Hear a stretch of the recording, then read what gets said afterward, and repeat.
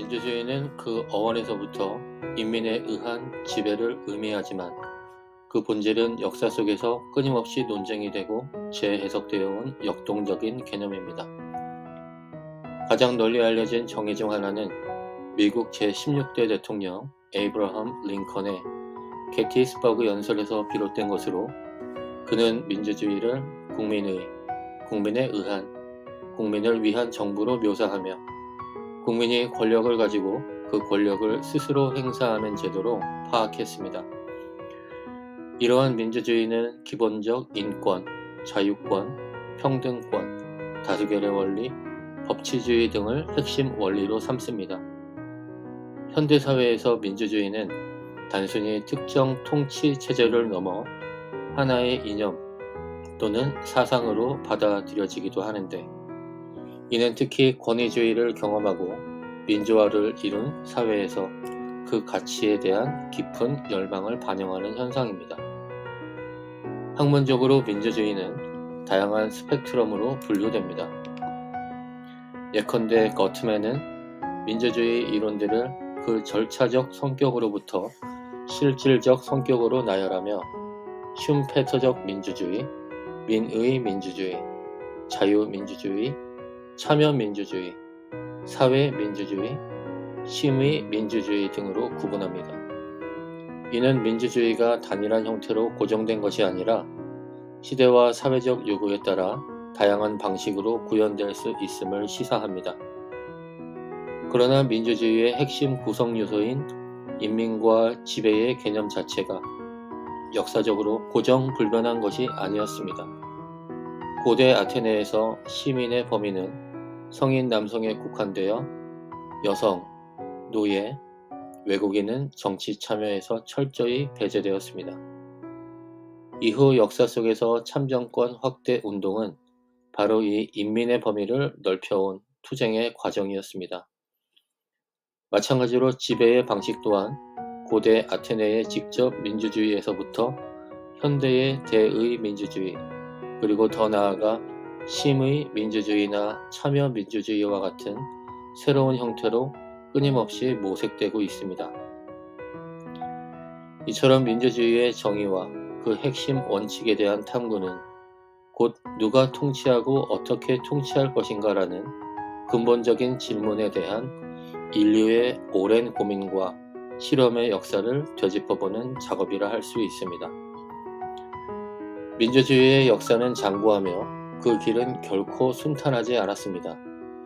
고대 그리스의 도시국가 아테네에서 그 씨앗을 키운 민주주의는 로마 공화정의 혼합 정체와 법치주의를 거쳐 중세 도시국가들의 자치 실험 속에서 명맥을 유지했습니다. 이후 르네상스와 종교개혁을 거치며 개인의 자유와 가치에 대한 인식이 싹텄고, 이는 계몽주의 시대에 이르러 존 로크, 장자크 루소, 몽테스키웨와 같은 사상가들에 의해 체계적인 민주주의 이론으로 발전했습니다. 18세기 미국 독립혁명과 프랑스 대혁명은 이러한 계몽 사상을 현실 정치에 구현하려는 장대한 시도였으며 근대 민주주의 국가의 탄생을 알리는 신호탄이었습니다. 19세기는 산업혁명으로 인한 사회 변화와 함께 보통 선거권을 향한 투쟁이 본격화된 시기였으며 자유민주주의 이념이 유럽과 아메리카 대륙으로 확산되었습니다. 그러나 동시에 제국주의의 팽창은 민주주의의 이념과 정면으로 배치되는 모순을 드러내기도 했습니다. 20세기는 민주주의에게 더욱 혹독한 시련의 시기였습니다. 두 차례의 세계대전과 파시즘, 나치즘과 같은 전체주의의 등장은 민주주의의 존립 자체를 위협했습니다. 냉전 시대에는 자유민주주의와 공산주의라는 두 거대 이념이 첨예하게 대립했으며, 이 과정에서 많은 신생 독립국들이 민주주의를 실험했지만 정치적 불안정과 경제적 어려움 속에서 좌절을 겪기도 했습니다. 그럼에도 불구하고 여성 참정권 운동, 소수자 인권 운동 등 민주주의의 외연을 확장하고 그 내용을 심오화하려는 노력은 꾸준히 이어졌습니다. 이처럼 민주주의의 여정은 단선적인 발전 과정이 아니라 이상과 현실, 진보와 퇴보, 투쟁과 타협이 교차하는 역동적인 드라마였습니다. 민주주의는 완성된 청사진이 아니라 각 시대가 당면한 문제에 응답하고 새로운 도전을 극복하려는 인간의 끊임없는 노력 속에서 만들어져 온 진행형의 역사입니다. 고대 민주주의의 한계는 후대의 성찰의 대상이 되었고 계몽사상의 이상은 혁명의 현실 속에서 시험받았으며 시민혁명의 성과는 참정권 확대 운동을 통해 더욱 보편적인 가치로 발전했습니다. 오늘날 우리가 누리는 민주주의 역시 과거의 수많은 시행착오와 희생 위에서 이룩된 것이며 여전히 포퓰리즘, 정보 왜곡, 정치 양극화와 같은 새로운 도전에 직면해 있습니다. 따라서 민주주의의 역사를 되짚어보는 것은 단순히 과거를 회고하는 것을 넘어 현재 우리가 직면한 과제를 해결하고 미래의 민주주의를 만들어가는 지혜를 얻는 과정이 될 것입니다. 고대 아테네는 서구 문명의 요람이자 민주주의의 첫 실험장으로 평가받습니다. 기원전 5세기경 페리클레스 시대의 황금기를 맞이한 아테네 민주주의는 시민의 직접 참여라는 이상을 구현하고자 했습니다. 페리클레스는 그의 유명한 장례 연설에서 우리의 정치 체제는 이웃나라들의 제도를 모방한 것이 아닙니다. 오히려 우리는 다른 사람들의 본보기가 됩니다. 권력이 소수의 손이 아니라 다수의 시민 손에 있기 때문에 민주주의라고 불립니다. 라고 역설하며 아테네 민주주의에 대한 자부심을 드러냈습니다. 아테네 민주정치의 핵심은 시민 모두가 참여하는 민회였습니다. 민회는 법률을 제정하고 전쟁과 평화 같은 국가 중대사를 결정하며 과세와 같은 주요 정책을 토론하고 투표를 통해 최종 결정하는 최고 의결 기관이었습니다.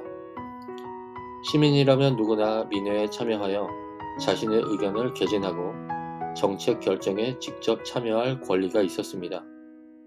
또한 가난한 시민들의 정치 참여를 보장하기 위해 공무수당이 지급되기도 했습니다. 이는 재산의 많고 적음에 관계없이 모든 시민에게 정치 참여의 기회를 제공하려는 획기적인 시도였습니다. 민회 외에도 500인 평의회는 민회에 상정할 의안을 준비하고 행정실무를 담당했으며 그 구성원은 추첨을 통해 선출되어 일반 시민들의 폭넓은 참여를 유도했습니다. 재판소 역시 추첨으로 선발된 시민 배심원들에 의해 운영되어 사법과정에 대한 시민 통제를 가능하게 했습니다.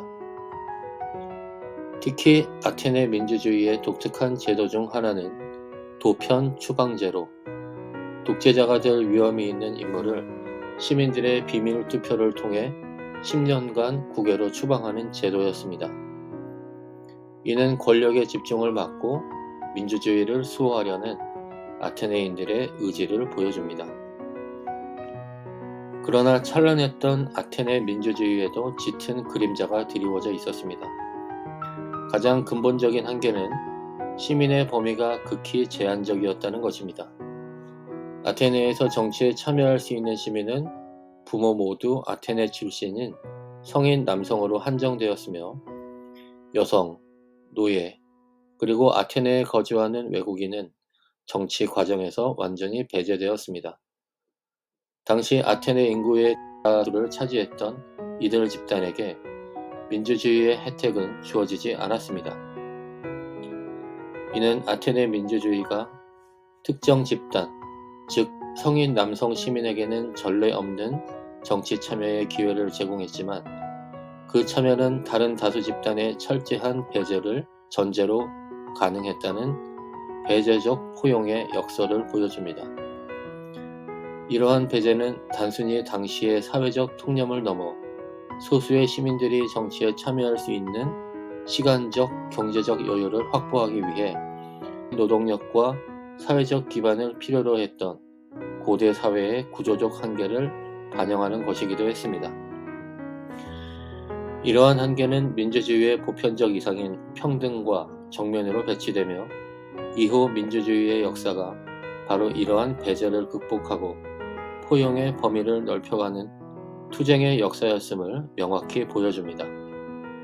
결국 아테네의 직접 민주주의는 그 이상과 제도적 실험에도 불구하고 오늘날 우리가 추구하는 보편적 민주주의와는 거리가 있었던 시대적 한계를 지닌 미완의 실험이었다고 평가할 수 있습니다. 고대 아테네와 함께 민주주의의 또 다른 원료로 꼽히는 로마는 공화정이라는 독특한 정치 체제를 발전시켰습니다. 기원전 509년 왕정을 무너뜨리고 수립된 로마 공화정은 약 500년간 지속되며 지중해 세계의 패자로 군림했습니다. 로마 공화정의 가장 큰 특징은 그리스 역사가 폴리비오스가 간파했듯이 왕정, 귀족정, 민주정의 요소가 결합된 혼합 정체였다는 점입니다. 공화정의 최고 정무관인 집정관은 2명을 두어 서로 견제하게 했으며 1년의 짧은 임기를 통해 권력 독점을 방지하고자 했습니다. 이들은 행정과 군사 지휘권을 행사하며 왕정적 요소를 대변했습니다. 원로원은 주로 전직 정무관 출신의 귀족들로 구성되어 국가의 주요 정책을 심의하고 자문하는 역할을 수행하며 귀족정적 요소를 담당했습니다. 위내는 시민들이 직접 법률을 제정하고 정무관을 선출하는 등 민주정적 요소의 핵심 요소였으며 평민들의 권익을 보호하기 위해 설립된 호민관은 원로원이나 집정관의 결정에 대해 거부권을 행사할 수 있는 강력한 권한을 가졌습니다. 이러한 권력 분립과 상호 견제 장치는 로마 공화정의 안정과 발전에 중요한 기여를 한 것으로 평가받습니다. 로마 공화정이 남긴 또 다른 중요한 유산은 법치주의의 발전입니다. 로마법, 특히 기원전 5세기에 제정된 12표법은 성문법으로서 법 앞에 평등 원칙의 기초를 마련했으며 이후 로마법 대전으로 집대성되어 현대 유럽 대륙법 체계의 근간이 되었습니다. 또한 로마의 시민권 개념은 점진적으로 확대되어 제국 내 자유민에게까지 부여되기도 했는데 이는 현대 국가의 시민권 개념 발전에도 영향을 미쳤습니다. 그러나 로마 공화정 역시 아테네 민주주의와 마찬가지로 완전한 민주주의와는 거리가 있었습니다. 여성, 노예, 그리고 초기에는 많은 외국인들이 참정권에서 배제되었으며 실질적인 권력은 소수의 귀족 가문들이 장악하는 과도정적 성격이 강했습니다. 민회 역시 투표 방식이나 운영상의 문제로 인해 부유층의 영향력이 크게 작용하는 경우가 많았습니다. 로마 공화정의 역사는 공화주의적 이상과 제국주의적 팽창이라는 두 가지 상반된 힘 사이의 긴장을 보여줍니다. 끊임없는 정복 전쟁을 통해 로마는 광대한 영토를 확보했지만 이는 공화정 체제의 근간을 흔드는 결과를 초래했습니다. 광대한 영토와 다양한 피지배 민족을 기존의 공화정 시스템으로 효율적으로 통치하는 것은 점점 어려워졌고 이는 사회적 불평등 심화, 대규모 노예 노동으로 인한 자영농 몰락, 그리고 군인들이 국가가 아닌 자신의 장군에게 충성하는 사병화 현상 등을 야기했습니다. 이러한 혼란 속에서 강력한 군사 지도자들이 등장했고 결국 공화정은 율리우스 카이사르와 아우구스투스를 거치며 종말을 맞이하고 황제가 통치하는 제정으로 이행하게 됩니다. 이는 민주주의 또는 공화주의 체제가 외부적 팽창과 내부적 안정 사이의 균형을 유지하는 것이 얼마나 어려운 과제인지 보여주는 역사적 교훈이라 할 수 있습니다. 로마 공화정의 경험은 권력 분립과 법치의 중요성을 일깨워주는 동시에 민주주의가 지속되기 위해서는 사회 경제적 안정과 시민적 덕성이 필수적임을 시사합니다. 로마 제국의 멸망 이후 유럽은 흔히 암흑기로 불리는 중세 시대로 접어들었습니다. 봉건제와 강력한 교회의 권위 아래 왕권 신수설이 지배적인 이념으로 자리 잡으면서 고대 민주주의의 이상은 오랫동안 잊힌 듯 보였습니다. 그러나 이러한 시대적 흐름 속에서도 왕의 절대 권력의 균열을 내고 개인의 권리라는 개념에 싹을 틔운 중요한 사건이 있었으니 바로 1215년 영국에서 체결된 마그나 카르타입니다.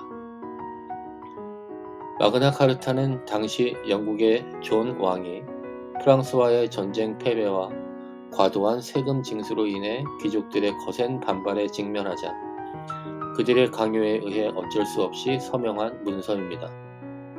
이 문서는 본래 왕과 귀족 간의 봉건적 권리 관계를 재확인하고 귀족들의 특권을 보호하기 위한 목적이 강했습니다. 초기의 마그나 카르타는 주로 성직자와 귀족, 그리고 일부 자유민의 권리만을 보장하는 제한적인 문서였으며 존 왕 자신도 서명 직후 교황의 힘을 빌려 이를 무효화하려 시도하기도 했습니다. 그러나 마그나 카르타는 왕의 권력이 절대적이지 않으며 법의 지배 아래 있어야 한다는 중요한 선례를 남겼다는 점에서 역사적 의의가 큽니다. 비록 그 직접적인 수혜자는 귀족 계급이었지만 왕권 역시 법에 의해 제한될 수 있다는 원칙은 이후 영국 입헌주의 발전에 중요한 초석이 되었습니다. 시간이 흐르면서 마그나 카르타의 의미는 점차 확대 해석되었습니다. 특히 17세기 영국에서 왕권과 의회가 대립했을 때 의회파는 마그나 카르타를 왕의 전제에 맞서 국민의 자유와 권리를 옹호하는 강력한 논거로 활용했습니다. 제12조의 과세 동의 원칙은 대표 없이 과세 없다는 구호로 이어져 의회 승인 없는 과세에 반대하는 근거가 되었고, 제39조는 인신보호와 공정한 재판을 요구하는 시민적 권리의 상징으로 받아들여졌습니다. 이처럼 마그나 카르타는 원래 봉건적 맥락을 넘어 후대의 자유와 권리를 위한 투쟁 속에서 새롭게 의미가 부여되고 재해석되면서 근대 헌법과 민주주의 발전의 중요한 정신적 자양분이 되었습니다. 이는 법과 원칙이 고정불변한 것이 아니라 사회의 변화와 시대적 요구에 따라 진화하고 발전할 수 있음을 보여주는 대표적인 사례라 할 수 있습니다. 중세 유럽이 전반적으로 봉건제와 왕권 중심의 질서 아래 놓여 있었지만 모든 지역이 동일한 정치 형태를 유지했던 것은 아닙니다. 특히 상업과 무역이 발달했던 이탈리아 북부의 도시들, 예를 들어 베네치아, 제노바, 피렌체 등에서는 독특한 형태의 자치정부가 등장하여 고대 공화정의 명맥을 잇는 듯한 모습을 보였습니다. 이러한 중세 도시 국가들은 완전한 민주주의 체계라고 보기는 어렵지만 왕이나 황제의 직접적인 지배에서 벗어나 시민들이 어느 정도 정치에 참여하는 공화주의적 요소를 포함하고 있었다는 점에서 주목할 만합니다. 이들 도시국가의 정치 체제는 대체로 귀족 공화제 또는 과두제의 성격을 띠었습니다. 즉 참정권은 주로 부유한 상인 가문이나 유력 귀족 가문 출신들에게 한정되었으며 일반 평민들의 정치 참여는 매우 제한적이었습니다. 그럼에도 불구하고 이들 도시국가는 세습 군주가 아닌 선출된 지도자에 의해 통치되거나 시민 대표들로 구성된 의회나 평의회가 중요한 정책 결정을 내리는 등 공화주의적 통치 방식을 실험했습니다. 이러한 중세도시 국가들의 자치 실험이 가능했던 배경에는 경제적 번영이 자리잡고 있었습니다. 지중해 무역의 중심지로서 막대한 부를 축적한 이들 도시는 경제적 자립을 바탕으로 정치적 자율성을 확보할 수 있었습니다. 부유한 상인계층은 자신들의 경제적 이익을 보호하고 도시의 번영을 지속하기 위해 정치에 적극적으로 참여했으며, 이는 외부 세력의 간섭을 배제하고 독자적인 정치 체제를 구축하려는 움직임으로 이어졌습니다. 비록 중세 도시 국가들의 자치 실험이 소수 엘리트 중심의 제한적이었던 형태였고, 도시 간의 경쟁과 내부 권력 다툼으로 인해 불안정한 모습을 보이기도 했지만, 이는 몇 가지 중요한 역사적 의미를 지닙니다. 첫째, 왕권 신수설이 지배하던 시대에 군주정 외에 다른 정치 체제가 가능하다는 것을 보여주었습니다. 둘째, 고대 그리스와 로마의 공화주의 사상을 계승하고 발전시켜 르네상스 시기 정치 사상가들에게 영향을 미쳤으며, 이는 근대 공화주의 및 민주주의 이론의 형성에 간접적으로 기여했습니다. 셋째, 경제적 발전으로 시민 계급의 성장이 정치 체제 변화의 중요한 동인이 될 수 있음을 보여주는 초기 사례로서 이후 근대 부르주아 혁명에서 나타나는 패턴을 예고하는 측면도 있습니다. 이처럼 중세 도시국가들의 자치 실험은 암흑기로 불리는 시대 속에서도 민주주의의 작은 불씨를 이어간 소중한 경험이었다고 할 수 있습니다. 중세의 긴 터널을 지나 17, 18세기에 이르러 유럽은 지적 대각성 시기인 계몽주의 시대를 맞이합니다. 이성과 합리, 과학적 사고를 중시한 계몽 사상은 기존의 종교적 세계관과 절대 왕정의 권위에 도전하며 인간의 자유와 권리, 사회계약에 기반한 국가의 정당성 등 현대 민주주의의 핵심적인 사상적 토대를 마련했습니다.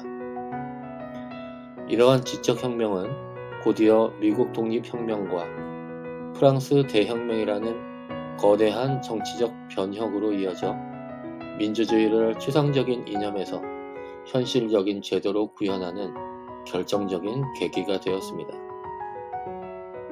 계몽주의 시대에는 수많은 사상가들이 인간, 사회, 국가에 대한 새로운 비전을 제시하며 민주주의의 이론적 기틀을 다졌습니다. 그 중에서도 존 로크, 장자크 루소, 몽테스키웨는 현대 민주주의 사상에 가장 큰 영향을 미친 인물들로 꼽힙니다. 영국의 철학자 존 로크는 그의 저서 통치론에서 인간은 태어나면서부터 누구도 침해할 수 없는 자연권, 즉 생명, 자유, 재산에 대한 권리를 가진다고 주장했습니다. 그는 국가와 정부의 존재 이유가 바로 이러한 개인의 자연권을 보호하기 위함이며, 정부의 권력은 피치자, 즉 국민의 동의에 기반해야 한다고 역설했습니다. 만약 정부가 국민의 신탁을 저버리고 자연권을 침해한다면 국민은 이에 저항하여 정부를 교체할 수 있는 저항권을 가진다고 보았습니다. 로크는 또한 권력의 남용을 막기 위해 입법권과 집행권의 분리를 주장하며 훗날 삼권 분립 이론의 기초를 제공했습니다. 그의 사상은 영국의 명예혁명을 정당화하고 이후 미국 독립혁명에 지대한 영향을 미쳐 독립선언서의 핵심 이념으로 자리 잡았습니다. 프랑스의 사상가 장자크 루소는 사회계약론을 통해 로크보다 더 급진적인 민주주의 사상을 펼쳤습니다. 루소는 인간이 자연 상태에서는 자유롭고 평등했으나 사회를 이루면서 불평등이 발생했다고 보았습니다. 그는 사회계약을 통해 자신이 모든 권리를 공동체 전체에 양도하고 공동체의 일반 의지에 복종함으로써 진정한 자유와 평등을 회복할 수 있다고 주장했습니다. 루소에게 주권은 오직 국민에게 있으며 이 주권은 양도되거나 대표될 수 없다고 보아 대의제보다는 시민들이 직접 정치에 참여하는 직접 민주주의를 이상적인 정치 형태로 제시했습니다. 그의 사상은 자유와 평등을 시민권의 핵심으로 간주하며 프랑스 혁명의 이념적 토대를 제공했습니다. 또 다른 프랑스의 사상가 샤를 드 세콩다, 바롱 드 몽테스키웨는 그의 역작 법의 정신에서 권력의 집중과 남용을 방지하기 위한 제도적 장치로서 삼권 분립을 강력하게 주장했습니다. 그는 영국의 입헌 군주제를 연구하면서 입법권, 행정권, 사법권이 서로 독립되어 상호 견제와 균형을 이룰 때 시민의 자유가 가장 잘 보장될 수 있다고 보았습니다. 몽테스키웨에게 법의 정신은 단순히 법 조항의 집합이 아니라 각 사회의 풍토, 관습, 정치 체제 등 다양한 요소와 상호작용하며 평등, 자유, 공공복리를 실현하는 원리였습니다.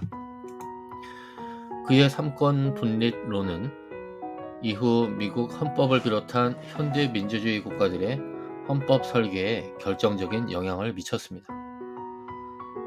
이들 계몽 사상가들이 제시한 자유, 평등, 국민주권, 사회계약, 자연권, 저항권, 권력 분립 등의 이념은 절대 왕정의 신권설을 정면으로 부정하고 개인의 존엄성과 권리에 기반한 새로운 정치 질서의 가능성을 열었습니다. 그러나 이러한 고귀한 이상들이 현실 정치에 적용되는 과정은 결코 순탄하지 않았습니다. 예를 들어 루소의 일반 의지 개념은 그 모호함으로 인해 프랑스 혁명기 자코뱅파의 공포 정치와 같이 다수의 이름으로 소수의 권리를 억압하거나 반대파를 숙청하는 논리로 오용될 위험성을 내포하고 있었습니다. 또한 미국 혁명은 모든 인간은 평등하게 창조되었다는 이상을 선언했지만 흑인 노예제와 여성 및 원주민에 대한 차별은 오랫동안 해결되지 않은 모순으로 남았습니다. 이는 이상적인 이론이 현실 정치의 복잡한 역학관계와 인간의 불완전성 속에서 왜곡되거나 제한적으로 실현될 수 있음을 보여줍니다.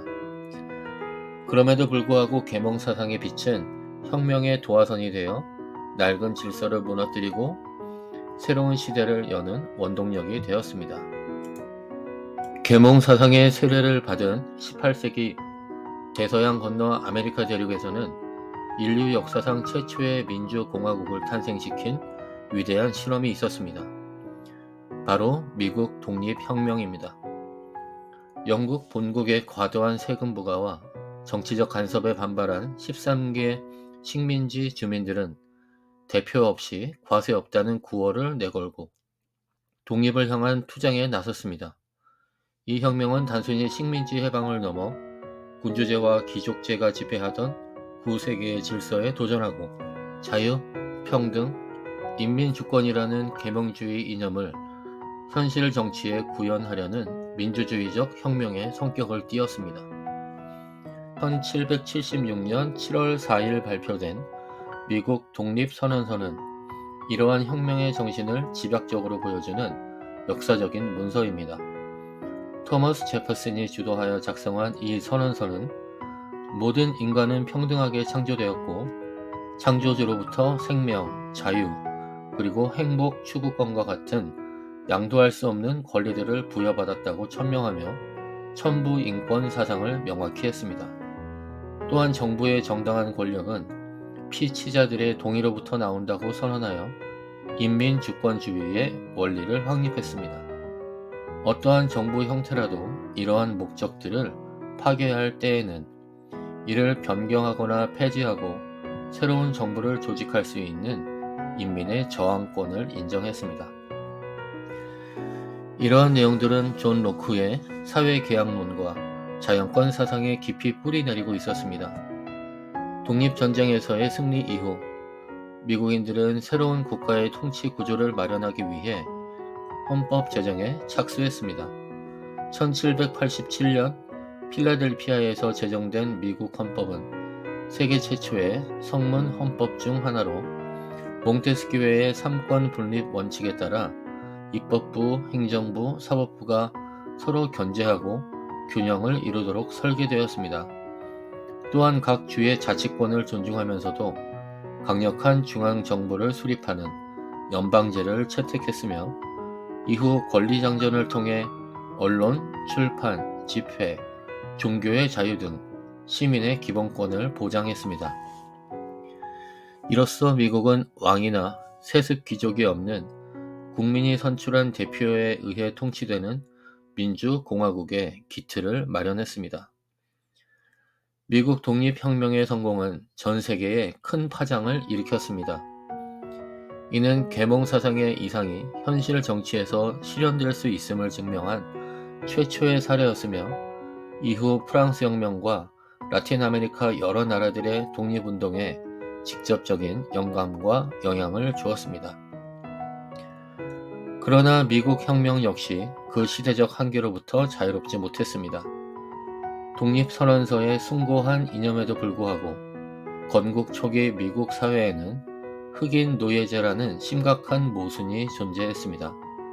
아프리카에서 강제로 끌려온 흑인들은 인간으로서의 기본적 권리를 박탈당한 채 재산으로 취급받았으며 이는 모든 인간은 평등하게 창조되었다는 독립선언의 정신과 정면으로 배치되는 것이었습니다. 여성 또한 완전한 시민권을 누리지 못했고 아메리카 원주민들은 자신들의 땅에서 밀려나며 생존을 위협받았습니다. 이러한 모순은 건국의 아버지들이 이상과 현실 사이에서 정치적 타협을 선택한 결과였으며 특히 남부주들의 경제적 이해관계가 노예제 유지에 결정적인 영향을 미쳤습니다. 이처럼 미국 혁명은 자유와 평등이라는 위대한 이상을 선포했지만 동시에 심각한 불평등과 차별을 내포한 채 출발했습니다. 이러한 내부적 모순은 이후 미국 역사의 중요한 갈등 요인이 되었으며 특히 노예제 문제는 결국 남북전쟁이라는 비극적인 내전을 통해 해결될 수밖에 없었습니다. 이는 민주주의가 선언만으로 완성되는 것이 아니라 그 이념을 사회 구성원 모두에게 실질적으로 적용하기 위한 끊임없는 투쟁과 성찰의 과정임을 보여주는 중요한 사례입니다. 미국 독립혁명의 성공에 이어 1789년 프랑스에서는 더욱 급진적이고 광범위한 사회 변혁을 몰고 온 프랑스 대혁명이 발발했습니다.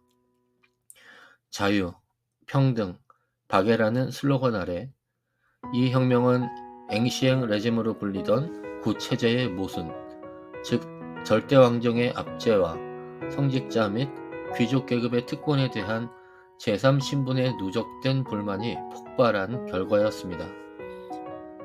프랑스 혁명은 단순히 정치 체제의 변화를 넘어 사회 구조 전체를 뒤흔들고 근대 민주주의의 인권 사상의 발전에 지대한 영향을 미친 역사적 대사건이었습니다. 혁명의 도화선이 된 것은 루이 16세의 재정 위기 해결을 위한 3부회 소집이었습니다. 그러나 표결 방식을 둘러싼 신분 간 대립은 결국 제3신분 대표들이 독자적으로 국민의회를 결성하고 테니스 코트의 서약을 통해 헌법 제정을 결의하는 사태로 이어졌습니다. 이에 대한 국왕의 무력 진압 시도에 분노한 파리 민중들은 1789년 7월 14일 전제 정치의 상징이었던 바스티유 감옥을 습격함으로써 혁명의 불길을 당겼습니다. 혁명의 열기 속에서 국민의회는 봉건제 폐지를 선언하고 1789년 8월 26일에는 인류 역사상 가장 중요한 인권 문서 중 하나인 인간과 시민의 권리 선언을 채택했습니다. 이 선언은 제1조에서 인간은 자유롭고 평등한 권리를 가지고 태어나 생존한다고 규정하고 자유, 재산, 안전, 압제에 대한 저항을 자연권으로 명시했습니다. 또한 주권은 본질적으로 국민에게 있으며 법은 일반 의지의 표현이라고 선언하여 루소의 사상을 반영했습니다. 사상과 언론의 자유, 무죄 추정의 원칙 등도 포함되어 근대 민주주의와 법치주의의 핵심 이념을 담았습니다. 프랑스 혁명은 입헌 군주제를 거쳐 왕정 폐지와 공화정 수립으로 나아갔습니다. 그러나 혁명은 순탄치 않았습니다. 국내외 반혁명 세력의 위협과 내부 권력 투쟁은 혁명을 극단으로 몰고 갔고, 로베스피에르를 중심으로 한 자코뱅파의 공포정치 시기에는 수많은 사람들이 단두대에서 처형되는 비극이 발생했습니다. 이러한 혁명적 열정과 폭력성은 혁명의 이상을 훼손하고 내부 분열을 심화시키는 양날의 검으로 작용했습니다. 결국 공포정치는 테르미도르 반동으로 막을 내리고 이후 총재 정부의 혼란기를 거쳐 나폴레옹 보나파르트가 쿠데타로 권력을 장악하고 제1제정을 수립함으로써 혁명은 일단락되었습니다. 비록 프랑스 혁명은 황제정의 등장으로 마무리되었지만 그 파장은 엄청났습니다. 혁명을 통해 봉건적 특권이 철폐되고 법적 평등과 국민주권의 원칙이 확립되었으며, 이는 프랑스 사회의 근본적인 변화를 가져왔습니다. 나폴레옹은 비록 황제가 되었지만 혁명의 성과 중 일부를 법제화하고 그의 정복 전쟁을 통해 자유주의와 민족주의 이념을 전 유럽에 전파하는 역설적인 역할을 수행했습니다. 프랑스 혁명이 내건 자유, 평등, 박애의 이념은 이후 19세기 유럽의 자유주의 및 민족주의 운동, 사회주의 운동 등 다양한 정치 사상과 운동에 큰 영향을 미쳤으며 전 세계 민주주의 발전 과정에 지울 수 없는 족적을 남겼습니다. 혁명의 과정에서 드러난 이상과 현실 사이의 거리, 열정과 폭력의 위험성은 민주주의를 향한 길이 결코 단순하거나 순탄치 않음을 보여주는 동시에 그 이상을 실현하기 위한 끊임없는 성찰과 노력이 필요함을 일깨워줍니다. 프랑스 대혁명이 급진적인 변혁을 통해 민주주의의 이념을 전파했다면, 영국에서는 비교적 점진적이고 타협적인 과정을 통해 의회 중심의 입헌군주제와 국민의 권리가 확립되었습니다. 그의 중요한 이정표가 된 것이 바로 1689년 제정된 영국 권리장전입니다. 이는 1688년 명예혁명의 직접적인 산물로 왕권에 대한 의회의 우위를 정확히 하고 영국 민주주의 발전에 견고한 토대를 마련했습니다. 명예혁명은 제임스 2세의 가톨릭 부흥 정책과 전제정치 강화 시도에 반발한 의회 지도자들이 그의 딸 메리와 그녀의 남편인 네덜란드의 윌리엄 공을 공동 왕으로 추대한 사건입니다.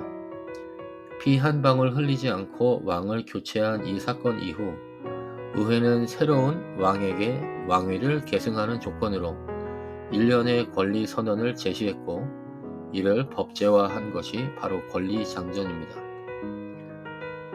권리장전의 핵심 내용은 왕권의 자의적인 행사를 제한하고 의회의 권한을 강화하는 데 초점이 맞춰져 있었습니다. 주요 조항들은 다음과 같습니다. 의회의 동의 없이 법률의 효력을 정지시키거나 법률을 집행하는 것은 위법입니다. 의회의 승인 없이 세금을 징수하는 것은 위법입니다. 의회의 동의 없이 평화시에 비상군을 징집하거나 유지하는 것은 위법입니다. 의회 의원의 선거는 자유로워야 합니다. 의회 내에서의 발언의 자유는 의회 밖에서 탄핵되거나 신문받을 수 없습니다. 국민은 국왕에게 청원할 권리가 있으며 그러한 청원을 이유로 구금되거나 박해받아서는 안 됩니다. 의회는 자주 소집되어야 합니다. 과도한 보석금 요구, 과도한 벌금 부과, 잔인하고 비정상적인 형벌은 금지됩니다. 이러한 조항들은 마그나 카르타에서 시작된 왕권 제한의 전통을 계승하고 발전시켜 국왕이 더 이상 의회와 법률 위에 군림하는 절대 군주가 아니라 법의 지배를 받는 입헌 군주임을 명확히 했습니다.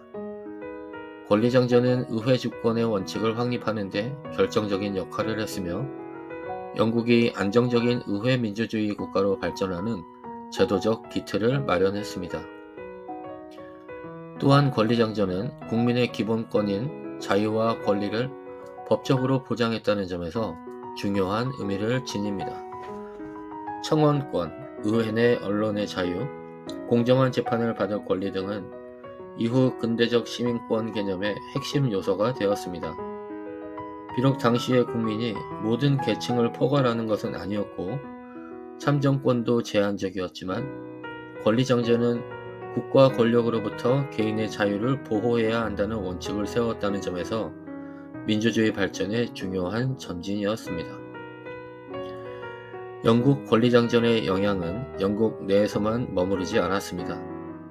이는 이후 미국의 독립혁명가들에게 큰 영향을 주어 미국 헌법의 권리장전 제정에 영감을 주었으며 프랑스 혁명의 인권선언에도 간접적인 영향을 미친 것으로 평가됩니다.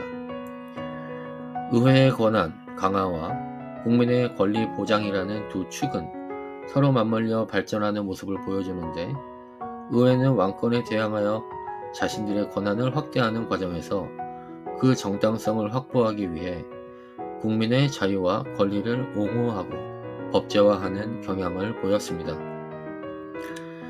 이처럼 영국 권리장전은 의회 주권과 개인의 자유라는 민주주의의 두 가지 핵심 원리가 상호 강화하며 발전할 수 있음을 보여주는 역사적 사례로서 점진적 개혁을 통한 민주주의 발전의 가능성을 시사합니다. 19세기는 계몽주의와 혁명의 시대를 지나 민주주의가 본격적으로 그 영역을 넓혀가던 시기였습니다. 산업혁명으로 인한 급격한 사회-경제적 변화는 새로운 계급을 등장시켰고 이들은 정치적 권리를 요구하며 민주주의의 지평을 넓히는 데 기여했습니다. 자유주의 이념이 확산되면서 유럽과 아프리카 대륙을 중심으로 입헌주의와 대의제가 자리를 잡았지만 동시에 제국주의의 팽창은 민주주의의 보편적 가치와 충돌하며 깊은 모순을 드러내기도 했습니다. 19세기 민주주의 발전의 가장 중요한 특징 중 하나는 보통선거권을 향한 끊임없는 투쟁이었습니다. 계몽사상과 혁명을 통해 주권 재민의 원칙이 선언되었음에도 불구하고 대부분의 국가에서 참정권은 여전히 재산, 성별, 인종 등 기준으로 제한되어 소수에게만 주어졌습니다.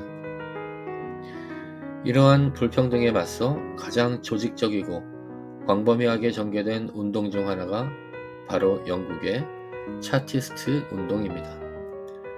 1832년 영국의 1차 선거법 개정은 부유한 중간 계급에게까지 선거권을 확대했지만 여전히 노동자 계급은 정치 과정에서 소외되었습니다. 이에 분노한 노동자들과 급진주의자들은 1838년 인민헌장을 발표하고 이를 의회에 청원하는 대규모 운동을 전개했습니다. 인민헌장은 다음과 같은 6가지 핵심 요구사항을 담고 있었습니다. 모든 성인 남성의 보통선거권, 비밀투표 보장, 의원의 재산 자격 폐지, 의원에 대한 세비 지급, 인구 비례에 따른 평등한 선거구 확정, 매년 의회 선거 실시. 이러한 요구들은 당시로서는 매우 급진적인 것이었으나 노동자 계급의 정치적 평등에 대한 열망을 반영하는 것이었습니다. 차티스트들은 수백만 명의 서명을 받아 수차례 의회에 청원서를 제출하고 대규모 집회와 시위를 벌였지만 정부의 탄압과 내부 분열 등으로 인해 직접적인 성공을 거두지는 못했습니다. 그러나 차티스트들의 운동은 실패로만 끝나지 않았습니다. 이 운동은 노동자 계급의 정치적 의식을 고취시키고 이후 영국 사회의 점진적인 개혁을 이끌어내는 중요한 원동력이 되었습니다. 차티스트들이 주장했던 내용들은 19세기 후반부터 20세기 초에 걸쳐 점진적으로 영국의 선거법에 반영되었습니다. 예를 들어 1867년, 1884년의 선거법 개정을 통해 도시 노동자와 농촌 노동자에게까지 선거권이 확대되었고, 비밀투표는 1872년에 도입되었습니다. 의원 재산 자격 폐지와 세비 지급 역시 점차 실현되어 노동자 계급의 의회 진출 가능성을 열었습니다. 영국뿐만 아니라 다른 나라에서도 19세기는 재산, 인종, 성별에 따른 선거권 제한을 철폐하기 위한 투쟁이 지속된 시기였습니다. 산업혁명으로 인한 도시화와 새로운 노동자 계급의 등장은 기존의 지배질서에 도전하며 자신들의 정치적 목소리를 내고자 하는 강력한 사회적 원동력을 형성했습니다. 이러한 사회 경제적 변화는 정치 참여 요구로 이어졌고, 민주주의의 포용성을 넓히는 핵심적인 과정이었습니다. 비록 완전한 보통선거의 실현은 20세기에 이르러서야 가능했지만, 19세기의 끊임없는 투쟁은 그 토대를 마련했다는 점에서 중요한 의미를 지닙니다. 이는 경제 구조의 변화가 새로운 계급 사회를 형성하고, 이들이 자신들의 이해관계를 관철시키기 위해 정치적 참여를 요구하며 민주주의의 내용을 채워나가는 역동적인 과정을 보여줍니다. 19세기는 유럽과 아프리카 대륙을 중심으로 자유민주주의 이념과 제도가 확산된 시기였습니다.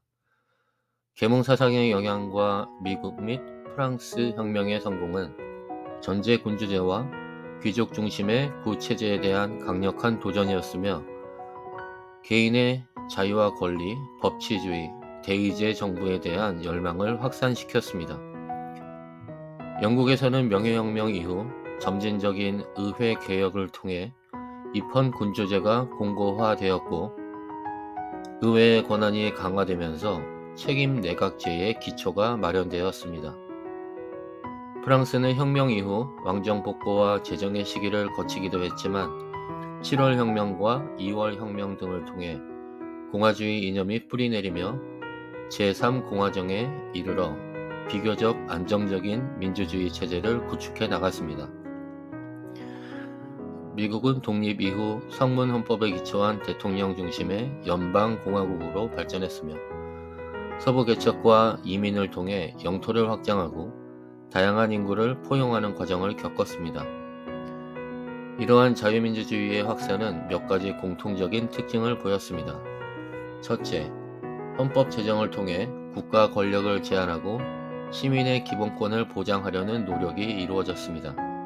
둘째, 대의제 의회가 정치의 중심 기구로 자리 잡으면서 선거를 통해 선출된 대표들이 국민을 대신해서 법을 만들고 정부를 견제하는 역할을 수행했습니다.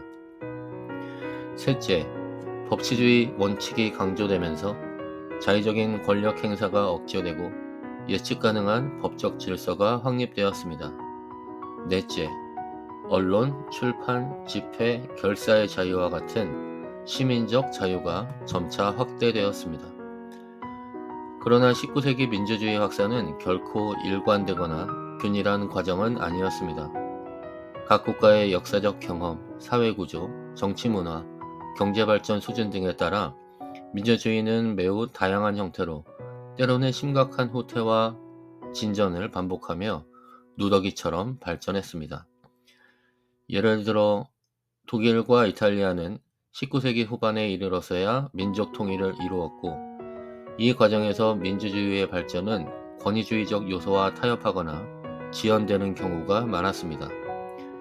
러시아를 비롯한 동유럽 지역은 여전히 전제군주제의 영향력 아래 있었으며, 민주주의의 발전은 매우 미미했습니다. 라틴 아메리카의 여러 국가들은 스페인과 포르투갈로부터 독립한 후 공화정을 채택했지만, 정치적 불안정과 군부 독재, 과도 지배 등으로 인해 민주주의가 제대로 정착하지 못하는 경우가 많았습니다. 이처럼 19세기 자유민주주의의 확산은 지역별 편차가 컸으며 많은 국가에서 민주주의는 여전히 소수 엘리트 중심의 제한적인 형태로 운영되었습니다. 참정권은 재산이나 교육 수준에 따라 제한되는 경우가 많았고 여성과 소수 인종은 대부분 정치 과정에서 배제되었습니다. 그럼에도 불구하고 19세기는 민주주의 이념이 전 세계적으로 영향력을 확대하고 다양한 국가에서 민주적 제도를 실험하고 발전시키려는 노력이 본격화된 중요한 시기였다고 평가할 수 있습니다. 이는 민주주의가 보편적인 이상을 지향하지만 그 구체적인 실현 과정은 각 사회의 특수한 조건과 역사적 경로에 따라 다르게 나타날 수 있음을 보여줍니다. 19세기가 자유민주주의의 이념이 확산되고 그 제도가 발전하던 시기였다면 동시에 이는 서구 열강들이 전 세계적으로 식민지를 경쟁적으로 확대하던 제국주의의 시대이기도 했습니다. 자국 내에서는 개인의 평등과 자유, 국민 주권을 외치던 민주주의 국가들이 해외에서는 다른 민족의 자결권을 무참히 짓밟고 정치적 억압과 경제적 수탈을 자행하는 모순을 보인 것입니다. 제국주의는 19세기 후반부터 제1차 세계대전 발발 이전까지 절정에 달했습니다. 영국, 프랑스, 독일, 벨기에, 네덜란드 등 유럽의 주요 국가들과 미국, 일본 등은 아시아, 아프리카, 라틴 아메리카의 광대한 지역을 식민지로 만들거나 세력권 하에 두었습니다. 이러한 제국주의 팽창의 동기는 복합적이었습니다. 산업혁명 이후 원료 공급지와 상품 시장 확보라는 경제적 요인, 군사적 요충지 확보와 국가 위신 과시라는 정치적 군사적 요인, 그리고 미개한 인종에게 문명을 전파한다는 인종주의적 우월감과 백인 우월주의 등이 작용했습니다. 제국주의는 피지배 민족에게 엄청난 고통과 피해를 안겨주었습니다. 식민 지배자들은 피지배 민족의 고유한 정치 체제를 파괴하거나 자신들의 통치에 유리한 꼭두각시 정권을 세웠으며 정치적 자유와 참여를 철저히 억압했습니다. 경제적으로는 식민지를 본국의 산업 발전에 필요한 원료 공급 및 상품 시장으로 전락시켜 플랜테이션 농업 강요, 자원 약탈, 불평등한 무역관계 강요 등을 통해 경제 구조를 왜곡시키고 착취를 일삼았습니다. 사회적으로는 인종차별 정책을 시행하고 전통 문화를 파괴하며 분할 통치 전략을 통해 민족 간 갈등을 조장하기도 했습니다. 이러한 제국주의의 현실은 민주주의의 보편적 가치인 자유, 평등, 자결권과 정면으로 배치되는 것이었습니다. 자국민에게는 민주적 권리를 보장하면서도 식민지 민중에게는 이를 허용하지 않는 이중적인 잣대는 민주주의 국가들의 위선을 드러내는 것이었습니다. 제국주의는 단순히 경제적 이익 추구를 넘어 당시 민주주의를 발전시키던 서구 국가들 내부의 사회적, 정치적 긴장을 외부로 전가하고 국민적 통합을 인종적 우월감과 제국주의적 광기로 이끌어가려는 시도이기도 했습니다. 그러나 제국주의의 억압은 역설적으로 피식민지 민중들 사이에 민족의식을 일깨우고 독립을 향한 열망을 불러일으키는 계기가 되었습니다. 식민 통치에 맞선 저항운동과 민족 해방 투쟁 과정에서 민주주의의 자결의 이념은 피억압 민족에게 강력한 해방의 무기로 수용되고 발전했습니다. 제국주의 국가들이 내세웠던 자유와 평등의 가치는 오히려 그들의 지배에 저항하는 논리가 된 것입니다. 이처럼 제국주의는 민주주의 국가의 모순과 위선을 극명하게 보여주는 동시에 그 억압에 대한 반작용으로 민주주의와 민족 자결의 이념이 전 세계로 확산되는 복잡하고 역설적인 결과를 낳았습니다. 이는 민주주의 이념이 지배 이데올로기로서 뿐만 아니라 억압받는 이들의 저항 이데올로기로도 강력한 힘을 발휘할 수 있음을 보여주는 역사적 증거입니다. 20세기는 인류 역사상 가장 격동적인 시기 중 하나였습니다. 두 차례의 세계대전, 전체주의의 발호와 몰락, 냉전이라는 이념 대결, 그리고 식민지들의 독립과 새로운 국가들의 탄생 등 거대한 변화의 물결이 전 세계를 휩쓸었습니다. 이러한 경랑 속에서 민주주의는 혹독한 시련을 겪기도 했지만 동시에 그 지평을 넓히고 더욱 깊이 뿌리내리는 과정을 밟아 나갔습니다. 20세기 민주주의 발전사에서 가장 빛나는 성취 중 하나는 여성 참정권의 확립입니다. 오랫동안 가정이라는 사적 영역에 갇혀 공적 영역, 특히 정치 참여에서 배제되었던 여성들은 19세기 후반부터 본격적으로 자신들의 목소리를 내기 시작했고 20세기에 들어 그 투쟁은 전 지구적인 운동으로 확산되어 마침내 결실을 보았습니다. 여성 참정권 운동가들은 남성 중심의 사회에서 여성 역시 동등한 시민이며 따라서 정치에 참여할 동등한 권리를 가져야 한다고 주장했습니다. 이들은 남성들이 여성의 이익을 제대로 대변할 수 없으며 여성이 정치에 참여해야만 여성과 관련된 문제들이 공정하게 다루어질 수 있다고 역설했습니다. 운동 방식은 국가별로 다양히 나타났는데 평화적인 청원, 교육, 캠페인 활동부터 시작하여 때로는 가두 시위, 단식 투쟁, 심지어 방화와 같은 과격한 저항도 불사했습니다. 뉴질랜드는 1893년 세계 최초로 모든 성인 여성에게 투표권을 부여하며 여성 참정권 시대의 문을 열었습니다. 이어 호주, 핀란드 등이 그 뒤를 따랐습니다. 제1차 세계대전은 여성 참정권 운동의 중요한 전환점이 되었습니다. 전쟁 기간 동안 남성들이 전선으로 떠난 자리를 여성들이 공장과 사회 각 분야에서 훌륭하게 메우면서 여성의 능력과 사회적 역할에 대한 인식이 크게 변화했습니다.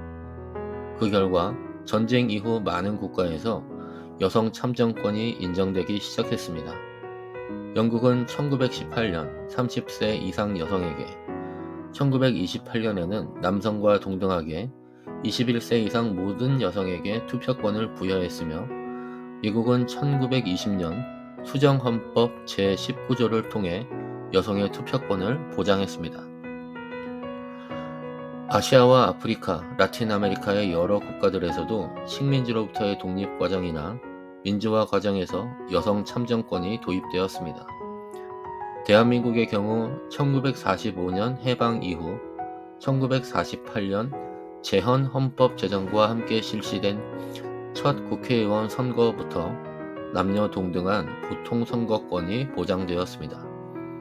가장 최근에는 사우디아라비아가 2015년에 이르러서야 여성의 지방선거 참여를 허용하는 등 여성 참정권 획득의 여정은 지역과 문화에 따라 다양한 시차를 두고 진행되었습니다.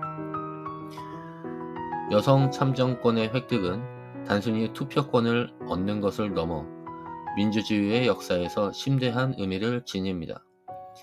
이는 인구의 절반을 차지하는 여성들을 정치의 주체로 인정함으로써 인민의 범위를 실질적으로 확장하고 민주주의의 핵심 가치인 평등을 정치 영역에서 구현한 역사적인 진전이었습니다. 나아가 여성의 정치 참여는 여성의 사회적 지위 향상, 교육 기회 확대, 법적 권리 개선 등 보다 광범위한 사회개혁을 추동하는 촉매제가 되었습니다. 여성들은 자신들의 목소리를 통해 육아, 교육, 노동, 복지, 평화 등 다양한 사회적 의제를 공론화하고 정책 결정 과정에 영향을 미치기 시작했습니다.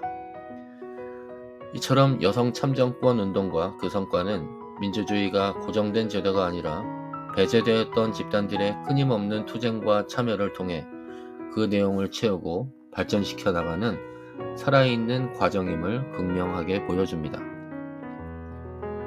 20세기 전반, 민주주의는 인류 역사상 가장 파괴적인 두 차례의 세계대전과 그 사이 등장한 전체주의라는 강력한 도전에 직면했습니다.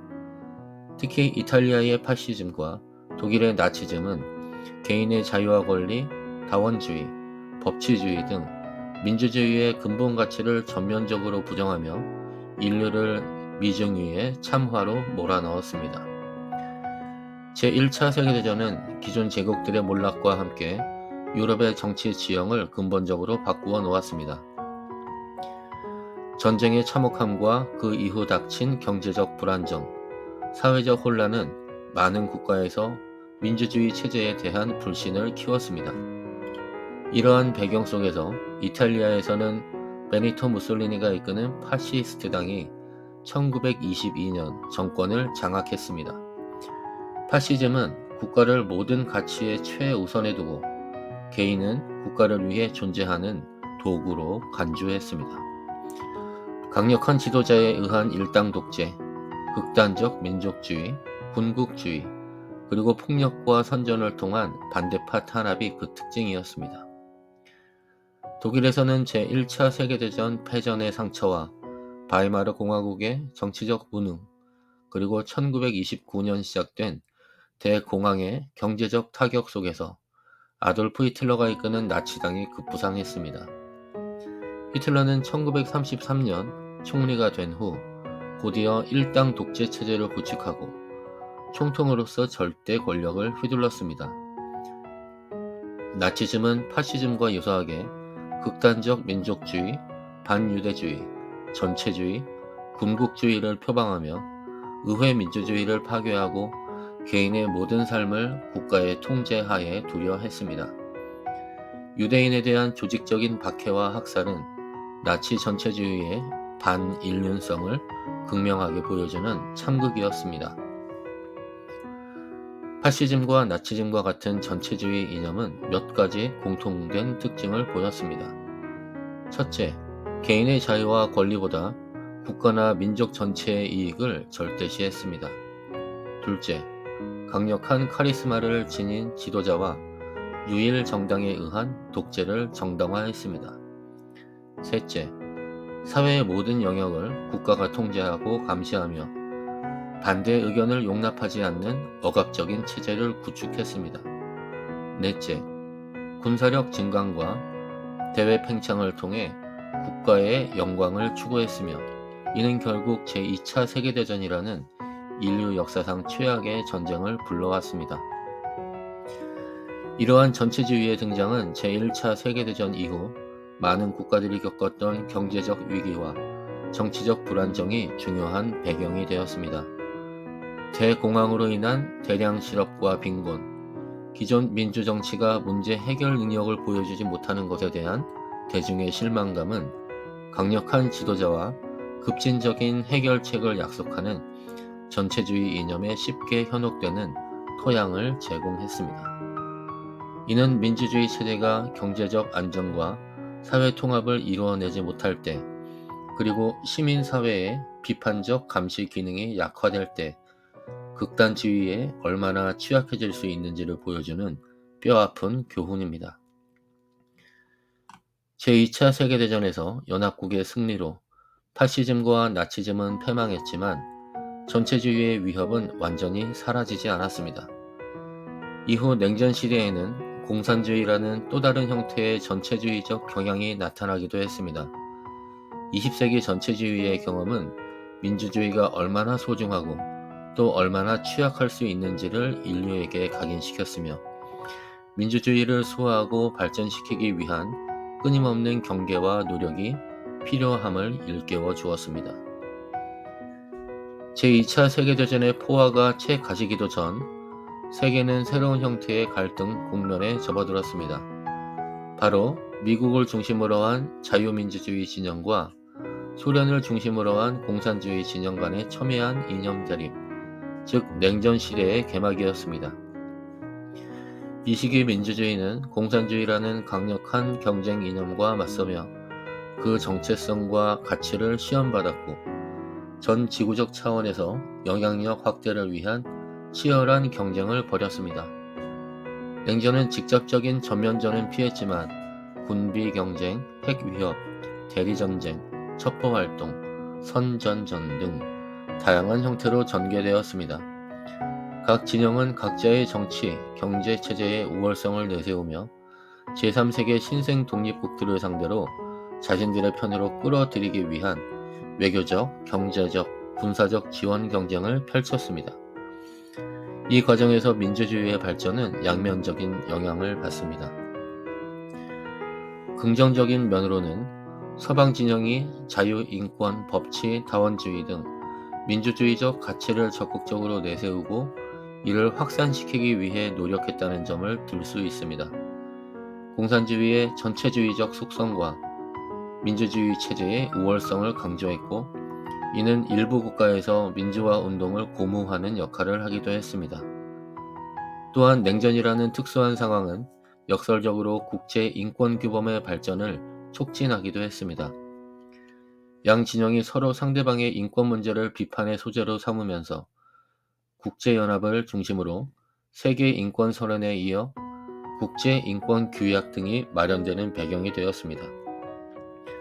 비록 냉전 시기에는 이러한 규범들이 강대국들의 전략의 이해관계에 따라 선택적으로 적용되거나 무시되는 경우가 많았지만, 냉전 종식 이후 인권이 보편적 가치로 부상하는 중요한 토대가 되었습니다. 반면 부정적인 측면도 뚜렷했습니다. 미국과 소련은 자국의 전략적 이익을 우선시하여 상대 진영의 확산을 막겠다는 명분 아래 제3세계의 수많은 비민주적 독재 정권을 지원하거나 묵인했습니다. 이로 인해 많은 국가에서 민주주의 발전이 지체되거나 왜곡되었고, 국민들은 억압과 인권 침해에 시달렸습니다. 또한 국내적으로도 반공 이데올로기가 강화되면서 사상과 표현의 자유가 억압되고 정치적 반대파에 대한 마녀사냥식 탄압이 자행되는 등 민주주의가 후퇴하는 현상이 나타나기도 했습니다. 냉전은 1980년대 후반 소련의 개혁, 개방 정책과 동유럽 공산주의 정권들의 잇따른 붕괴, 그리고 1991년 소련의 해체로 막을 내렸습니다. 냉전의 종식은 프란시스 후쿠야마가 역사의 종언이라고 표현했듯이 민주주의의 최종 승리처럼 여겨지기도 했습니다. 실제로 많은 국가에서 권위주의적 체제가 무너지고 민주주의를 향한 새로운 물결이 일어났습니다. 그러나 냉전 종식 이후에도 민주주의는 민족 분규, 종교 갈등, 경제적 불평등, 테러리즘 등 새로운 도전 과제에 직면하게 되었으며, 인권 문제는 과거 이념 대립의 그늘에서 벗어나 더욱 중요하고 보편적인 국제적 의제로 부상하게 되었습니다. 냉전 시대의 경험은 민주주의가 단순히 특정 이념과의 경쟁에서 승리하는 것을 넘어 그 내부의 가치를 끊임없이 성찰하고 실현해 나가야 하는 지속적인 과제임을 보여줍니다.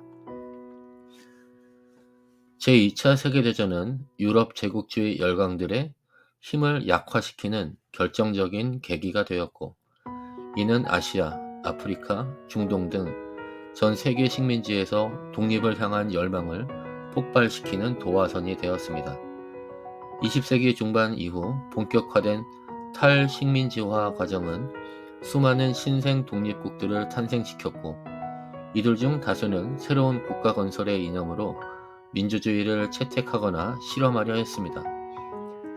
이는 민주주의가 서구의 전유물이 아니라 보편적인 가치로서의 전 세계로 확산될 수 있는 가능성을 보여주는 중요한 현상이었습니다. 정치학자 세뮤얼 헌팅턴은 19세기 초부터 시작된 민족주의의 확산 과정을 세 차례의 민주화의 물결로 설명했습니다.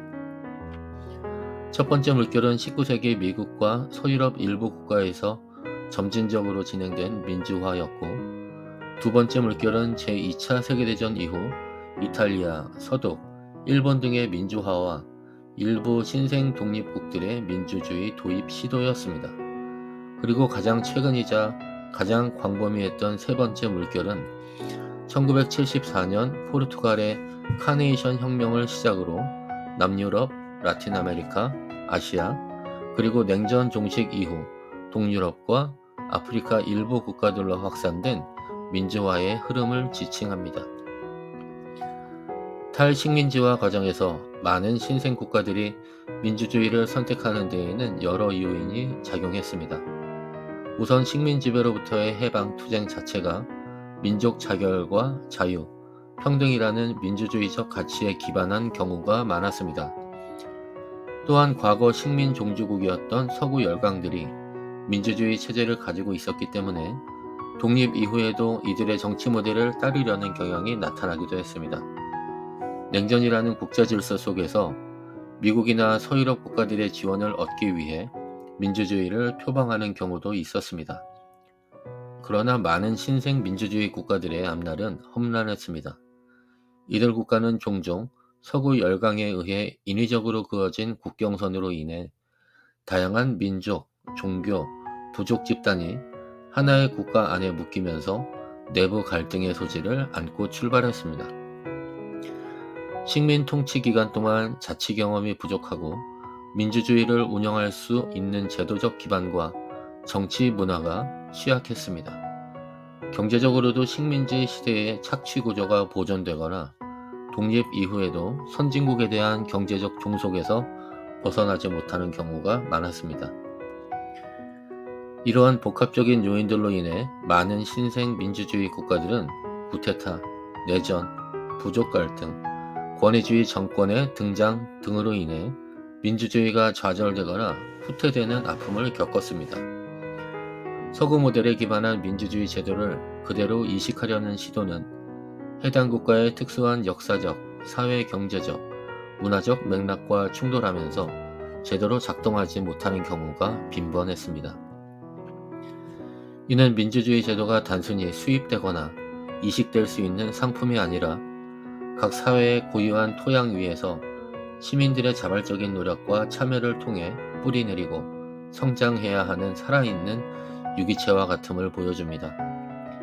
탈식민지 국가들의 민주주의 실험은 민주주의 공고화를 위해서는 제도적 측면뿐 아니라 경제 발전, 시민사회의 성숙, 정치 문화의 민주화 등 다각적이고 장기적인 노력이 필요함을 일깨워주는 중요한 역사적 경험입니다. 20세기 민주주의 발전의 또 다른 중요한 축은 다양한 소수자 집단의 권리 신장을 위한 투쟁이었습니다. 전통적으로 민주주의가 다수의 지배 원리를 강조해 왔다면 20세기 후반으로 접어들면서 민주주의는 소수자의 목소리에 귀 기울이고 그들의 권리를 적극적으로 보호하며 다양성을 존중하는 방향으로 그 의미를 심화시켜 나갔습니다. 이러한 변화는 인종, 민족, 종교, 성별, 성적 지향, 장애 등 다양한 배경을 가진 소수자 집단들의 끈질긴 저항과 권리 요구 운동의 결과였습니다. 가장 대표적인 사례는 1950년대와 1960년대 미국에서 전개된 흑인 민권 운동입니다. 노예 해방 이후에도 짐 크로우법과 같은 인종 분리 및 차별 정책으로 인해 흑인들은 투표권 제한, 교육 및 고용 기회 불평등, 공공시설 이용 차별 등 극심한 억압에 시달렸습니다. 마틴 루터 킹 주니어 목사를 중심으로 한 흑인 민권 운동은 비폭력 저항, 시민 불복종, 대규모 시위 등을 통해 이러한 부당한 차별에 맞서 싸웠습니다. 몽고메리 버스 보이콧, 워싱턴 평화 행진, 셀마 몽고메리 행진 등은 흑인 인권 운동의 중요한 이정표였으며 마침내 1964년 민권법과 1965년 투표권법 제정을 이끌어내며 법적인 차별 철폐에 크게 기여했습니다. 여성운동 역시 20세기 내내 참정권 획득을 넘어 교육, 고용, 임금, 재생산권 등 다양한 영역에서 성평등을 요구하며 민주주의의 내용을 풍부하게 만들었습니다. 이러한 소수자 권리 운동들은 민주주의의 핵심 가치인 자유와 평등이 단순히 형식적인 선언에 그치지 않고 사회의 모든 구성원에게 실질적으로 보장되어야 함을 강력하게 요구했습니다. 이들의 투쟁은 전통적인 시민적, 정치적 권리를 넘어 사회적, 경제적, 문화적, 권리로까지 권리의 개념을 확장시켰으며 형식적 평등을 넘어 실질적 평등을 추구하며 민주주의의 질적 심화에 크게 기여했습니다. 소수자들의 목소리가 정치 과정에 반영되고 그들의 권리가 존중될 때 민주주의는 더욱 포용적이고 정의로운 체제로 발전할 수 있다는 인식이 확산된 것입니다. 이는 민주주의가 고정불변의 완성된 제도가 아니라 사회적 약자들의 끊임없는 문제 제기와 참여를 통해 그 지평을 넓혀가는 역동적인 과정임을 다시 한번 확인시켜 줍니다. 20세기를 거치며 수많은 시련과 도전을 극복하고 전 세계적으로 확산된 민주주의는 21세기에 들어서도 여전히 인류가 추구하는 보편적인 정치 이념이자 체제로 자리매김하고 있습니다. 그러나 현대 민주주의는 과거와는 또 다른 형태의 위협에 직면하고 있으며 동시에 기술 발전과 세계화라는 거대한 변화의 물결 속에서 그 미래를 끊임없이 모색해야 하는 과제를 안고 있습니다. 현대 민주주의 국가들은 저마다 역사적 경험과 정치 문화에 따라 다양한 정부 형태를 채택하여 운영하고 있습니다. 그중 가장 대표적인 모델은 대통령 중심제와 의원 내각제입니다. 이 두 제도는 권력 구조와 운영 방식에서 뚜렷한 차이를 보이며 각각 고유한 장단점을 지닙니다. 의원 내각제는 입법부와 행정부의 권력이 비교적 융합되어 있는 형태입니다. 행정부의 수반인 총리는 의회 다수당이나 의원들의 신임을 받는 인물이 맡게 되며 내각 역시 의회의 신임을 바탕으로 구성되고 의회에 대해 책임을 집니다. 의회는 내각 불신입권을 통해 총리를 비롯한 내각 전체를 해임할 수 있으며 반대로 총리는 의회를 해산하고 총선을 요구할 권한을 갖기도 합니다. 이러한 권력 융합은 입법과 행정 간의 긴밀한 협조를 통해 정책 결정의 효율성을 높이고 책임 정치를 구현할 수 있다는 장점이 있습니다. 그러나 다수당의 횡포나 잦은 연립정부의 붕괴로 인한 전국 불안정의 위험도 내포합니다. 영국, 독일, 일본, 캐나다 등이 대표적인 의원 내각제 국가입니다. 반면 대통령 중심제는 입법, 행정, 사법의 3권이 엄격하게 분리되어 상호 견제와 균형을 이루는 것을 핵심 원리로 합니다. 행정부의 수반인 대통령은 국민의 직접 선거를 통해 선출되며 의회와는 독립적으로 자신의 임기 동안 행정부를 이끕니다. 대통령은 법률안 거부권을 통해 의회를 견제할 수 있고 의회는 대통령에 대한 탄핵 소추권, 예산 심의권, 국정감사권 등을 통해 행정부를 감시합니다. 대통령제는 강력한 리더십을 바탕으로 안정적인 국정 운영이 가능하고 국민이 직접 행정부 수반을 선택한다는 점에서 민주적 정당성이 높다는 장점이 있습니다. 하지만 대통령과 의회를 장악한 정당이 다를 경우 극심한 정치적 대립과 교착 상태를 야기할 수 있으며 대통령에게 과도한 권력이 집중될 경우 독재화의 위험성도 있게 됩니다. 미국이 대통령제의 원형이며 한국, 브라질, 멕시코 같은 많은 국가에서 채택하고 있습니다. 이 두 가지 대표적인 정부 형태 외에도 대통령제와 의원 내각제의 요소를 혼합한 프랑스의 이원 집정부제와 같은 다양한 변형된 모델도 존재합니다. 어떤 정부 형태가 절대적으로 우월하다고 단정하기는 어렵습니다. 각 제도의 성공 여부는 해당 국가의 정치 문화, 정당 체계의 안정성, 시민사회의 성숙도, 사회적 갈등 구조 등 다양한 맥락적 요인에 따라 크게 달라지기 때문입니다. 예를 들어 대통령의 강력한 리더십은 국가적 위기 상황에서는 장점이 될 수 있지만 정치 문화가 권위주의적인 국가에서는 독재로 흐를 위험이 있습니다. 반대로 의원 내각제의 책임 정치는 다당제와 연립정부가 일반적인 유럽 대륙 국가들에서는 전국 불안정을 심화시키는 요인이 되기도 합니다. 따라서 민주주의 형태를 선택하거나 개혁을 논할 때에는 보편적인 모델을 기계적으로 적용하기보다는 각 국가가 추구하는 가치와 해결해야 할 특수한 과제들을 심도 있게 고려하여 최적의 균형점을 찾아가려는 노력이 필요합니다. 이는 민주주의 제도가 끊임없는 성찰과 적응을 통해 발전해 나가야 함을 시사합니다. 이러한 위기의 양상은 복합적이지만 주로 포퓰리즘의 부상, 가짜뉴스의 확산, 정치적 양극화 심화, 그리고 시민 참여의 질적 저하 등으로 요약될 수 있습니다. 포퓰리즘은 그 정의가 다양하지만 대체로 순수하고 고결한 보통 사람들과 부패하고 타락한 엘리트를 대립시키는 정치적 수사학이자 전략으로 이해됩니다. 포퓰리스트 지도자들은 기성 정치와 엘리트에 대한 대중의 불만과 분노를 자극하여 자신만이 진정한 국민의 뜻을 대변한다고 주장합니다. 이들은 대의제 민주주의의 복잡한 절차나 제도적 견제 장치를 무시하고 대중과의 직접적인 소통이나 국민투표와 같은 직접 민주주의적 요소를 선호하는 경향을 보입니다.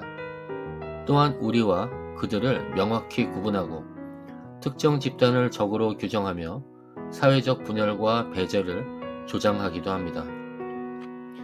이러한 포퓰리즘의 확산은 경제적 불평등 심화, 세계화에 따른 불안감, 기성 정치에 대한 불신 등이 주요 원인으로 지목됩니다. 가짜뉴스의 확산은 정보통신기술, 특히 소셜미디어의 발달과 밀접하게 연관되어 있습니다. 과거 전통적인 언론이 수행하던 게이트키핑 기능이 약화되면서 확인되지 않거나 의도적으로 조작된 정보가 온라인 공간을 통해 무차별적으로 유통되고 있습니다. 가짜뉴스는 종종 특정 정치적 목적을 가지고 생산되며 감정적이고 자극적인 내용을 통해 대중의 신념을 왜곡하고 사회적 갈등을 증폭시킵니다. 특히 정치적으로 양극화된 사회에서는 사람들이 자신의 기존 신념과 일치하는 정보만을 선택적으로 수용하고 공유하는 확증 편향과 반향실 효과가 나타나 가짜뉴스가 더욱 쉽게 확산되고 그 영향력이 커지는 경향을 보입니다. 정치적 양극화는 사회 구성원들의 정치적 태도나 이념이 극단으로 치우쳐 중간지대가 사라지고 서로 다른 정치 집단 간의 적대감과 불신이 깊어지는 현상을 의미합니다. 이러한 양극화는 합리적인 토론과 타협을 어렵게 만들어 정치적 교착 상태를 초래하고 사회 통합을 심각하게 저해합니다. 포퓰리즘과 가짜뉴스는 정치적 양극화를 더욱 심화시키는 요인으로 작용하며 반대로 양극화된 정치 지형은 포퓰리즘과 가짜뉴스가 바로하기 좋은 토양이 됩니다. 이러한 위협들은 시민 참여의 질적 저하 문제와도 연결됩니다. 투표율 하락과 같은 전통적인 정치 참여의 감소뿐만 아니라 시민들이 정치적 무관심에 빠지거나 극단적인 정보에만 노출되어 합리적인 판단 능력을 상실하거나 혹은 정치적 냉소주의에 빠져 민주주의 과정 자체를 불신하게 되는 현상들이 나타나고 있습니다. 특히 주목해야 할 점은 정치 제도에 대해 불신, 특히 국회나 사법부와 같은 핵심 대의 기구에 대한 신뢰 저하가 포퓰리즘적 주장에 대한 수용성을 높이고 이는 다시 정치적 양극화를 심화시킨다는 점입니다. 양극화된 환경에서는 자신의 신념을 강화하는 정보, 심지어 가짜뉴스까지도 비판 없이 수용하게 되며 이는 다시 사회적 불신과 정치적 양극화를 증폭시키는 악순환의 고리를 형성합니다. 이러한 복합적인 위기 상황은 현대 민주주의가 그 근본적인 작동 원리와 가치에 대해 심각한 도전을 받고 있음을 시사하며 이에 대한 깊이 있는 진단과 적극적인 대응책 마련이 시급합니다. 현대 민주주의가 직면한 복합적인 위기에 대응하고 지속 가능한 미래를 모색하기 위한 노력은 다양한 차원에서 이루어지고 있습니다. 그 핵심에는 시민 역량 강화, 소통 방식 개선, 그리고 새로운 기술 및 환경 변화에 대한 민주적 적응이라는 과제가 놓여 있습니다. 가장 근본적인 해결책 중 하나는 시민 교육의 강화입니다. 시민 교육은 단순히 민주주의 제도에 대한 지식을 전달하는 것을 넘어 시민들이 비판적 사고 능력, 정보 판별 능력, 합리적 토론 능력, 그리고 공동체에 대한 책임감을 함양하도록 돕는 것을 목표로 합니다. 특히 디지털 시대에는 미디어 리터러시 교육이 필수적입니다. 이는 시민들이 다양한 미디어를 통해 쏟아지는 정보의 홍수 속에서 사실과 거짓을 분별하고 정보의 편향성을 인지하며 책임감 있게 정보를 생산하고 소비하는 능력을 기르도록 하는 것입니다. 이를 통해 가짜뉴스의 확산을 막고 보다 건강한 공론장을 형성하는 데 기여할 수 있습니다. 정치적 양극화와 불신을 극복하고 보다 합리적인 정책 결정을 이끌어내기 위한 대안으로 수구의 민주주의에 대한 관심도 높아지고 있습니다.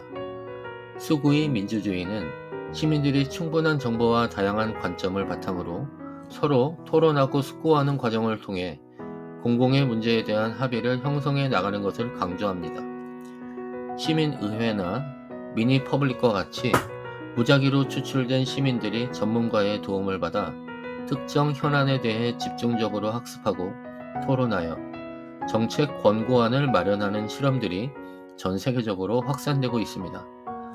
이러한 수구의 과정은 시민들의 정치 효능감을 높이고 정책 결정의 정당성과 수용성을 제고하며 극단적인 의견 대립을 완화하는 데 기여할 수 있다는 평가를 받습니다. 다만 이러한 수기 기구가 기존 대의제 기구와 어떻게 효과적으로 연계될 수 있을지, 그리고 전체 시민사회의 공론장과 어떻게 소통할 것인가에 대한 과제는 아직 남아 있습니다. 기술 발전, 특히 인공지능의 급격한 발전은 민주주의에 대해 새로운 도전과 기회를 동시에 제공합니다. AI는 가짜뉴스 생성, 감시 사회 강화, 여론 조작 등 민주주의를 위협하는 데 악용될 수 있지만 동시에 정보 접근성 확대, 정책 분석 효율화, 시민 참여 플랫폼 강화 등 민주주의를 증진하는 데 활용될 잠재력도 가지고 있습니다. 따라서 기술의 발전이 윤리적 성찰과 민주적 통제 장치 마련, 그리고 기술을 민주주의의 발전에 긍정적으로 활용하기 위한 노력이 중요합니다. 세계화와 이주, 기후변화와 같은 초국가적 문제들은 기존의 국민국가 중심의 민주주의 시스템에 새로운 질문을 던지고 있습니다. 이러한 문제들은 개별국가가 노력만으로는 해결하기 어려우며 국제적인 협력과 연대, 그리고 더 나아가 글로벌 거버넌스에 대한 고민을 요구합니다. 이는 21세기 민주주의가 단순히 국내 정치 체제를 넘어 지구 공동체의 지속 가능한 미래를 위한 책임 있는 역할을 수행해야 함을 의미합니다. 결국 민주주의의 미래는 현재 우리가 직면한 위협에 어떻게 창의적으로 대응하고 새로운 환경 변화에 얼마나 민주적으로 적응하느냐에 달려 있습니다. 이는 곧 21세기에 맞는 시민권의 재정립을 요구합니다. 과거의 시민권이 주로 국민국가의 경계 내에서 법적 지위와 정치적 권리를 의미했다면 미래의 시민권은 디지털 공간에서의 책임있는 행동, 다양한 문화에 대한 이해와 존중, 지구 공동체의 문제에 대한 관심과 참여, 그리고 연대와 상호 의무를 포괄하는 더욱 역동적이고 다층적인 개념으로 발전해야 할 것입니다. 이러한 시민적 역량과 책임의식을 바탕으로 할 때 현대 민주주의는 위기를 극복하고 더욱 성숙한 단계로 나아갈 수 있을 것입니다. 민주주의의 역사를 관통하는 핵심적인 본질은 그것이 고정불변의 완성된 제도가 아니라 시대의 변화와 인간의 열망에 따라 끊임없이 진화하고 발전해온 역동적인 과정이라는 점입니다. 고대 아테네에서 재현된 시민 참여에서 시작하여 로마 공화정의 법치와 혼합정체, 중세의 암흑기를 거쳐 마그나 카르타와 도시국가의 자치 실험으로 이어진 민주주의의 명맥은 계몽주의의 빛 아래 혁명적 이상으로 타올랐습니다. 미국 독립혁명과 프랑스 대혁명은 국민 주권과 기본적 인권이라는 민주주의의 핵심 가치를 현실 정치에 구현하려는 장대한 시도였으며, 영국 권리장전은 의회 주권과 국민 권리 보장에 중요한 이정표를 세웠습니다. 19세기는 보통 선거를 향한 투쟁과 자유민주주의의 확산이라는 두 축을 중심으로 민주주의의 외연이 넓어진 시기였지만, 동시에 제국주의라는 거대한 모순을 안고 있었습니다. 20세기에 들어 민주주의는 여성 참정권 획득이라는 눈부신 성과를 이루었으나, 두 차례의 세계대전과 전체주의의 야만적인 도전에 직면하며 존립 자체를 위협받기도 했습니다. 냉전이라는 이념 대결의 시기를 거쳐 탈식민지화와 함께 전 세계로 확산된 민주주의는 소수자 권리 운동을 통해 그 내용을 더욱 심화시켜 왔습니다. 이처럼 민주주의는 이상과 현실 사이의 끊임없는 긴장, 진보와 퇴보의 반복, 그리고 다양한 사회 세력 간의 투쟁과 타협을 통해 그 모습을 바꾸어 왔습니다.